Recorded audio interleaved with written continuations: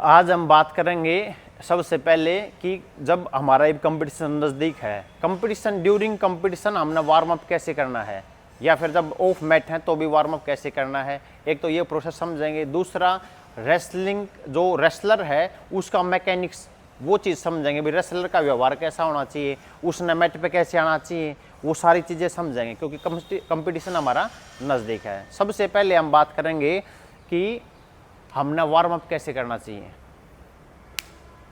इसका एक पहला फॉर्मूला है, हमारी जो मैक्सिमम हार्ट रेट है ना वो हमारी एज पे डिपेंड करे है। साइंस के अकॉर्डिंग मोटा मोटा, ज़्यादा डीपली नहीं जाऊंगे, साइंस के अकॉर्डिंग हमारी जो हार्ट रेट है ना, हार्ट रेट से ये पता चला है कि हम कितने वार्म अप हैं। मैं तेज़ भाग गया, मेरी हार्ट रेट 180 पहुंच गई, इसका मतलब मैं बढ़िया ताकत लगा रखी है।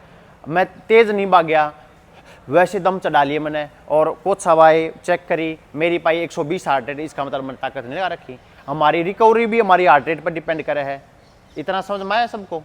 तो जब हमारी मैक्सिमम हार्ट रेट रहे 220 एक नॉर्मल खिलाड़ी की, उसके अकॉर्डिंग हम बताओगे, ना किसी बच्चे की, ना किसी बीमार आदमी की, ना स्पोर्ट्स पर्सन की, केवल खिलाड़ी की बातें कर रहे हैं हम। 220 हमारी मैक्सिमम हार्ट रेट है, ठीक है भाई। इसके थ्रू हम सोचेंगे कि वार्म किस हिसाब से करना चाहिए। जो हमारी एज है ना, जितनी भी जिसकी एज है उसको 220 से माइनस कर दो, उसकी मैक्सिमम हार्ट रेट उतनी ही पहुंचेगी। ये एक मोटा मोटा बेसिक तरीका है हार्ट रेट निकालने का। अब जैसे किसी बच्चे की, दीपक की उम्र होगी 20 साल, तो 220 में से 20 माइनस कर दो तो कितने बचे भाई? 200। तो दीपक की मैक्सिमम हार्ट रेट कितनी होगी? 200। ये कितनी प्रैक्टिस कर ले, इसकी 200 ही हार्ट रेट पहुंचेगी, थोड़ा बहुत ऊपर नीचे बस, ज़्यादा नहीं। तो इससे हमने पता चल जाएगा कि इसकी कितनी करनी है। जब हम वार्म अप कर रहे हैं ना, वार्म अप कर रहे हैं, तो हमने कुश्ती में क्या करा, 2 बार एक्सरसाइज करी, ये करी वो करी, बस वार्म अप हो गए। हमारी हार्ट रेट कितनी पहुंची? 120। कितनी पहुंची? 120। और हमने पूछानी कितनी है? 200। जब हमारी कंपटीशन में बाउट हो है तो हमारी हार्ट रेट कितनी पहुंच जाए, जो पूरा हाइपर पर कंपटीशन रहे 200 पहुंच जाएगी ना। तो हमने हमारी हार्ट रेट कम से कम 170 180 वार्म अप के दौरान पहुंचानी है। और वार्म अप ज़्यादा नहीं लेना, 10 से 15 मिनट में हमने अपनी बॉडी फुल वार्म अप कर लेनी है। तो हमारी जब हार्ट रेट 180 पहुंच गई, 180 पहुंच गई है, तो 200 जब पहुंच जाएगी तो ज़्यादा ताकत नहीं लगेगी, नहीं लगेगी ना। हमारी हार्ट रेट 120 है और वहां से 200 पूछने में पूरी शरीर का ताकत लगेगा ना। इसलिए कुछ बच्चे ऐसे रहे हैं जो पहले राउंड में वार्म अप नहीं करके जाते, तो क्या हो जाऊंगे, जाते ही हाथ भर जाएंगे, दम पाट जाएंगे, पाटे है ना। क्यों? क्योंकि उनकी हार्ट रेट तो 120 है, पुचानी उन्हें 200 है, एकदम 200 पहुंच गई, तो बिना गर्म हुए शरीर चलेगा तो क्या होगा, शरीर में साइड इफेक्ट होगा, साइड इफेक्ट दम पाट जाएंगे, आदमी ने पीला पीला दिखने लग जाएगा, पहुंचे भर जाएंगे, हाथ भर जाएंगे, ये सारी है ना सिम्टम्स दिखने लग जाएंगे। तो इसलिए जब भी है ना कभी वार्म अप करना हो हमने कंपटीशन में, तो इस हिसाब से करो, 220 में से हमारी एज घटा दो। किसी की 25 साल उम्र है तो उसकी आ गई 195 आ गई, तो उसने जब वार्म अप करना है तो 170 180 के पास हमारी हार्ट रेट लेके जानी है। चाहिए आप स्प्रिंट मार के लेके जाओ, पहले करो नॉर्मल वार्म अप, जैसे थोड़ा स्प्रिंट मार लिया, थोड़ी जॉगिंग कर ली, 2 4 5 एक्सरसाइज कर ली, उसके बाद तेज स्प्रिंट लगा लो, 100 मीटर का मार दिया, 50 मीटर का मार दिया, 40 मीटर का मार दिया, तेज स्प्रिंट मार दो, हमारी हार्ट रेट यहाँ पहुंच गई। उसके बाद पार्टनर के साथ थोड़ी सी टेक्निक कर लो ताकत के साथ, जैसे एक पट पकड़ ली, अगर मैट की व्यवस्था है तो थोड़ा सा मैट वर्क कर लो 5 7 10 मिनट, ताकि शरीर खुल जा। वार्म अप करने के बड़े बेनिफिट हैं। सबसे पहले चोट से बच जाएंगे हम अगर बढ़िया प्रॉपर वार्म अप करके जाओगे तो। दूसरा, हमने कुश्ती में डर नहीं लगेगा, जो हमारे अंदर एंजाइटी रहे ना, स्ट्रेस पैदा हो जाएगी, इसके लिए मैं जीतूंगा का हारूंगा, माँ बाप देखने लग रहे, लोग देखने लग रहे, क्या सोचेंगे, एक दिमाग में ऑटोमेटिक स्ट्रेस हो जाए है, एंजाइटी बोलना है उसने, वो हो जाए हमारे दिमाग में, तो वो ऑटोमेटिक रिड्यूज हो गए, हार्मोन्स रिलीज हो गए ना शरीर में, बॉडी बढ़िया वार्म अप होगी, तो उसके बाद में डर नहीं लगेगा कुश्ती में। तो इसलिए हमेशा है ना प्रॉपर वार्म अप करके जाओ। वार्म अप का तरीका आपको बता दिया है, 220 माइनस जो आपकी एज है उसके अकॉर्डिंग जो भी आवे तो आप उसके हिसाब से वार्म अप करो। इतना सबको समझ में आ गया। आगे से जब भी कभी कंपटीशन में वार्म अप करना है, आधे तो बैठे रहे, यहाँ भी मैं देखने लग रहा हूँ कुश्ती, इसीलिए मैं इंडिविजुअल वार्म अप दिया करूँ ताकि तुम्हारा एक्टिविटी देखता रहूँ, कौन बच्चा बढ़िया वार्म अप करे कौन नहीं करे। ठीक है, पहले तो चीज़ ये थी, वार्म अप का सबको समझ में आ गया। दूसरी चीज़ है, कंपटीशन नज़दीक है हमारा, रेसलर मैकेनिक्स, यानी जो रेसलर जो एक पहलवान है ना, उसकी मैकेनिक्स उसकी जो मैट पे जो व्यवहार है उसका कैसा होना चाहिए, पहलवान का व्यवहार कैसा होना चाहिए, तो उसके बारे में हम बात करेंगे थोड़ा सा। रेसलर मैकेनिक्स, जब कंपटीशन नज़दीक है हमारा, कुछ बच्चों ने तो आता ही नहीं मैट पे पहलवान का कैसा व्यवहार होना चाहिए। एक अच्छा पहलवान बनना है तो हमारा व्यवहार भी अच्छा होना चाहिए, अच्छा इंसान बनना है तो भी हमारा अच्छा व्यवहार होना चाहिए। तो अब हम पहलवान हैं तो पहलवानी की बात करेंगे, हमारा व्यवहार मैट पे कैसा होना चाहिए।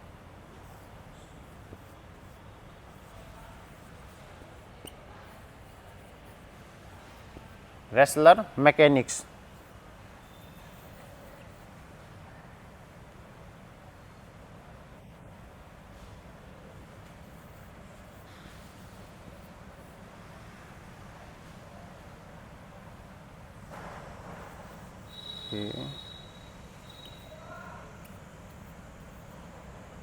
ये क्या बना, रेसलर मैकेनिक्स, यानी हमारा मैट पे कैसी प्रक्रिया होनी चाहिए। सबसे पहले जब भी आप कंपटीशन के लिए जा रहे हो, बढ़िया वार्म अप करके पसीने पहुंच के तौलिया लेके अपना पानी का सिंपल पानी की बोतल लेके अपने मैट के पास पहुंच जाओ। जैसे नाम बोला, कॉस्ट्यूम डाल रखा है आपने, ऊपर प्रॉपर किट में हो, बीच में आ जाओ, ठीक है। आते ही कोच है उनके साथ शेक हैंड करना, शेक हैंड करो।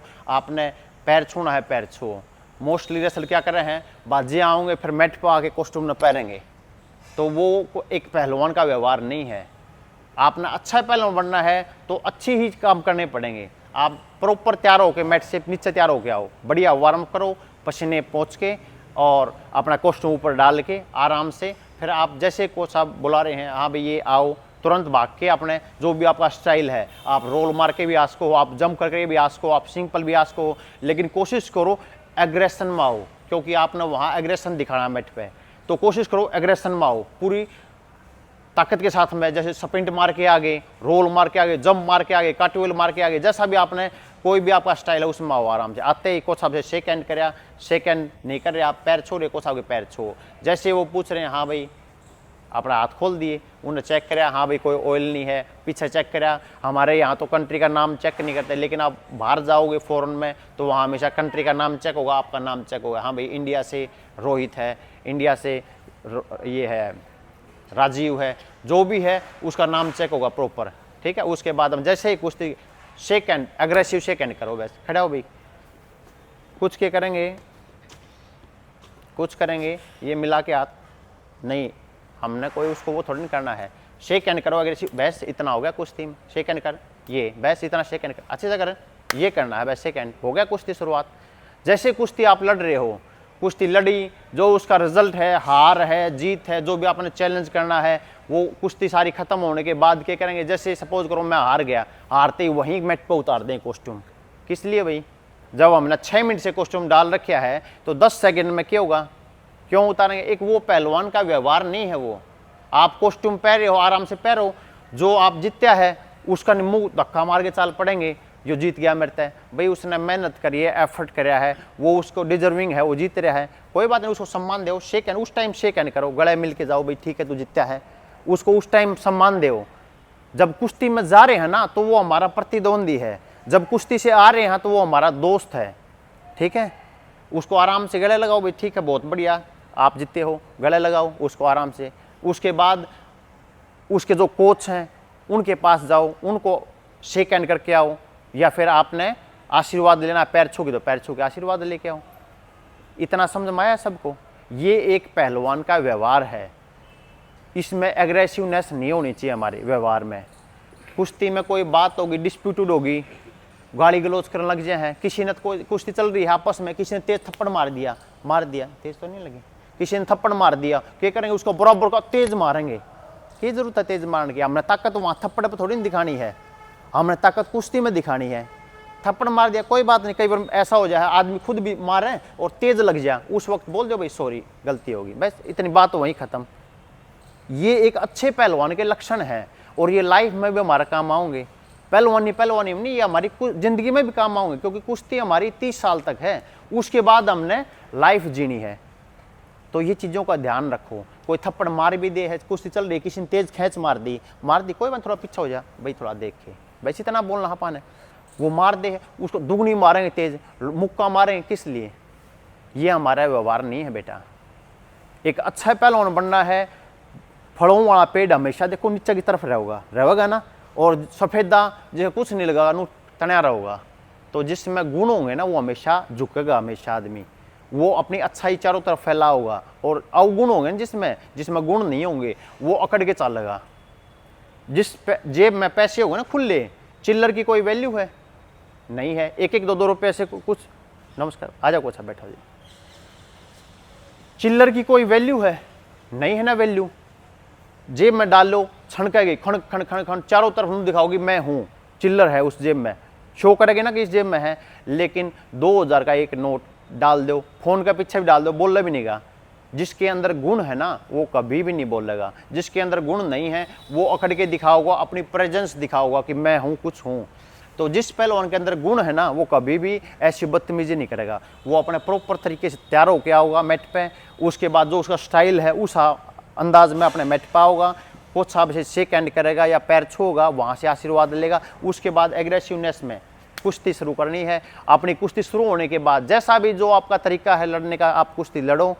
कुश्ती में कोई ऐसी हो जाए हाथापाई हो जाए तो सॉरी बोल दो, बस भाई मैंने गलती मारी, मुँह मारा था, खींच मारा था, गलती से मुंह कर दिया गया, आंख में उंगली लगी, कोई बात नहीं, सॉरी भाई, बस इतना बोलना हमने, वहीं बात खत्म होगी ना।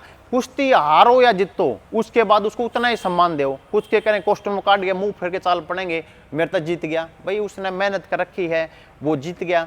जीत का भी अलग अलग क्राइटेरिया है, खाली मेहनत से आदमी नहीं जीतता, उसका व्यवहार कैसा है वो मैं नेक्स्ट जो क्लास लेंगे उसमें बताऊंगा। आपका व्यवहार कैसा है, आपकी परफॉर्मेंस उस चीज़ पर डिपेंड करे, आपका माँ बाप का व्यवहार कैसा है, आप किस टाइप की प्रैक्टिस कर रहे हैं। प्रैक्टिस तो हमारे से भी ज़्यादा बहुत लोग कर रहे हैं, लेकिन कुछ सेकंड में हार के आ जाए हैं, फॉलो के आ जाए हैं, वो उनका व्यवहार पे भी डिपेंड करे। हमारी परफॉर्मेंस जो है वो हमारे व्यवहार पे भी, हमारे जो लाइफ एटिकेट्स हैं उन पे भी डिपेंड कर रहा है। खाली मेहनत से पहलवान नहीं बनता कोई भी।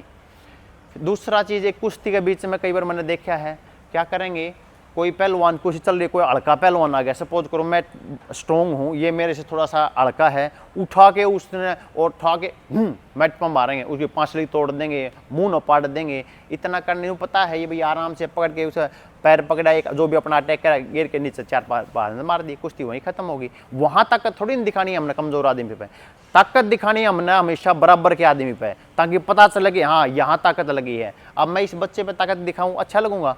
ये ठाके पटा मार था, इसकी पासले भी तोड़ दूँ, इसका पेट में कोनी मार दूँ, हैं इसका मुंह पे सिर मार दूँ, वो कुश्ती का तरीका नहीं है बेटा।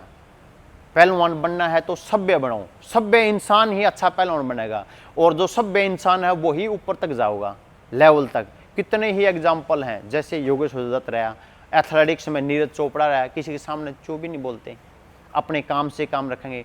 जिस पहलवान के मुंह में जबान आ गई, आर्ग्यूमेंट करने लग गया, दूसरों के साथ में मजाक करने लग गया, हंसी का पात्र बन गया, वो पहलवान कभी बन ही नहीं सकता। ये चीज़ लिख के ले लो। जो लोगों को मजे देने लग गया ना, वो फिर क्या बन जाएगा, वो इंटरटेनमेंट का साधन बन जाएगा।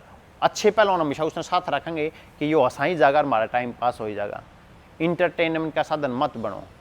कुश्ती के बीच में एक चीज़ और आव है, भाई मैंने पटामा उठा लिया, उठा के और इसको जोन से बाहर गिर दिया, तो क्या करेंगे, बाहर फेंक दिया, फेंक के और मुंह उठा के चाल पड़े, बीच में आ गए, कोई बात नहीं, हमने अटैक करा, अच्छा गिरा दिया उसको, वो बाहर गिर गया। कई बार ऐसा हो रहा है नेशनल वगैरह में या इंटरनेशनल प्लेटफॉर्म रहा है, प्लेटफॉर्म है, प्लेटफॉर्म से नीचे पड़ जाए कई बार पहलवान, कोई बात नहीं, पड़ गया तो उसको उठा लो भाई। जैसे ये मैंने पकड़ रखी इसकी, कई बार ऐसी सिचुएशन आ गई, ऐसी सिचुएशन आ गई, मैंने इसको ठा के गिर दिया ना, आपने ठा के चाल पड़ा। ये एक पहलवान का व्यवहार नहीं है। कोई बात नहीं, पड़ गया, आ जा भाई, उठा, पड़ जाए, जैसे ये गिर गया, आ जा भाई, उठा ले, जो पॉइंट होने थे वो तो हो गए, पॉइंट हो गए, इसको उठा लिया, बस सॉरी, बस इतना बोल दिया, बात यही खत्म। ये एक अच्छे पहलवान की निशानी है। इनका लोगों को बेनिफिट भी मिला है, जो ये अच्छा व्यवहार है ना, इसका बेनिफिट भी मिला है। पिछले ओलंपिक की बात है, एथलेटिक्स का कोई इवेंट चल रहा था, ये तो था रेस का था, ये नहीं पता कौन सा इवेंट था उसका, तो वो जो सबसे आगे था वो जाते ही शुरुआत हुई रेस, 1-2 राउंड लगे होंगे शायद, उसमें लगते वो गिर गया नीचे, क्वालिफाइंग राउंड चल रहे थे ओलंपिक के, वो गिर गया नीचे, तो वो गिर गया तो जितने भी उसके पीछे थे ना सब उसको लांग के कूद के चले गए, उसको ऊपर कूद के चले गए और अपना राउंड क्लियर किया। जो सबसे लास्ट में था ना, उसने देखा है भाई ये एथलीट है, गिर गया है, उसने क्या करा, उसको उठा के और उसको साथ दौड़ाया और वो लाइन क्रॉस करवाई, उसके व्यवहार की बात बता रहा हूँ मैं आपने। तो जो एथलेटिक्स और जो ओलंपिक संघ है ना, वो इतना खुश होया क्योंकि वो सबसे लास्ट में था, उसने उसको उठाया, उसकी मदद करी, उसको डायरेक्ट फाइनल में क्वालिफाई राउंड में पहुंचा दिया, पहुंचाया कोच साहब। ये एक अच्छा व्यवहार की खासियत है, क्योंकि खेल हमने कुछ नहीं दे रहा, खेल से हमने क्या मिल रहा है, एक स्वस्थ जीवन मिल रहा है। खेल से कोई देश को इनकम है, बताओ भाई। यहाँ एक बच्चे के ऊपर सरकार 9,000 रुपये तो डाइट की खर्च कर रही है साई, और 2-3 हज़ार रुपये रहने का, खाने का, बिजली का जो अलग चीज़ होगी वो हो रही है। यानी एक बच्चे पर 12,000 स्कीम पर खर्च कर रही है सरकार को। इन कुछ फ़ायदा है इससे? कोई देश मजबूत हो इससे? नहीं होता भाई। ये है कि लोग स्वस्थ रहें, और दूसरा लोगों ने जीवन जीने का तरीका, आपस में भाईचारा बढ़े। खेल से कोई इनकम नहीं है, इनकम है हॉस्पिटल में जाओ, वहाँ से इनकम है, बिजली विभाग से इनकम, पानी विभाग से इनकम सरकार ने, दारू से इनकम है। खेल से कोई इनकम है? कुछ भी इनकम नहीं है। केवल लोगों को फिट करने के लिए लोग, सरकार इतना पैसा कर रही है, खेलो इंडिया स्कीम चला रखी हैं, यूनिवर्सिटी गेम चला रखे हैं, ओलंपिक्स में जा रहे हैं। तो ओलंपिक्स का भी तो मोटो यही है, एक दूसरे के साथ में मिलजुल के रहो, भाईचारे से रहो, प्रेम से रहो, अच्छी तरह रहो, और एक दूसरे का व्यवहार समझो, समाज को ऊपर बढ़ाओ। गेम का यही तो है मेन मकसद। गेम का ये मकसद नहीं है कि हम किसी को मार दिया, ठाड्डे हो गए तो किसी ने मार दिया, पहलवान हो तो गली घेर के चलना, ये हमारा तो मकसद नहीं है। हमने ताकत दिखानी है, मैट पे दिखाओ।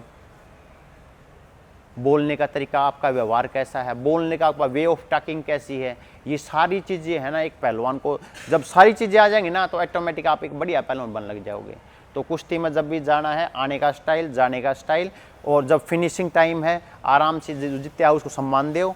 और उसके बाद कुश्ती में कई बार सिचुएशन आ जा, मार दाड़ो हो जा, उस वक्त सॉरी बोल दो, बस इतना कुश्ती में इतना बोल दो, ठीक है। और दूसरा, कोई पहलवान हमने ठा के गिरा दिया बाहर, तो गिरा दिया कोई बात नहीं, पड़ गया तो उसको उठा लो, बस वापस हाथ पकड़े उठा लो, आ जा भाई कोई बात नहीं, वापस है फिर आ जा। कई बार ऐसा हो है कि रेफरी भी सामने आ गया, हमने ठा के पटामा तो गिरा दिया, रेफरी है, रेफरी में भी टक्कर लग जाए तो कोई बात नहीं, रेफरी सामने था, उसको भी उठा लो, सर आप भी आ जाओ। इतना ही करना है। कहीं भी जा रहे हो आप, रेफरी ने कुश्ती में रोड़ी कर दी, कोई भी रेफरी चीटिंग नहीं करता। ये जो नेक्स्ट है ना, उसमें बताऊंगा मैं, फिर ज़्यादा लंबी क्लास हो जाएगी आपकी। जो आपका व्यवहार कैसा होना चाहिए आपके कुलीग्स के साथ में, आपके कोचेज के साथ में, माँ बाप के साथ में, समाज में कैसा व्यवहार होना चाहिए आपका, वो फिर मैं नेक्स्ट टाइम बताऊंगा, ठीक है।